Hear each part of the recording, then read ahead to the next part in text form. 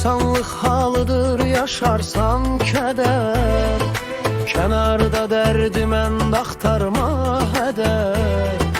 Dərdini böldüyün səni faş edər, sirdaşa lalaxan bulaq yaxşıdır.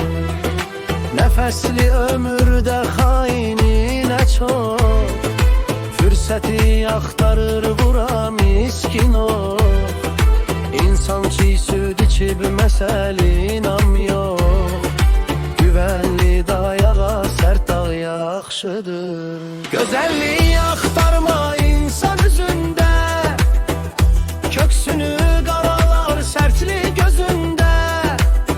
Yetməz qəlbi qırar kəlmə sözündə, məftun üçün laləzar çəmən yaxşıdır. Gözəlliyi axtarma insan üzündə, köksünü qaralar sərtli gözündə. Yetməz qəlbi qırar kəlmə sözündə, məftun üçün laləzar çəmən yaxşıdır. Dəğədən istəmə dünya nemətin, göstərər aşikar mənli xislətin.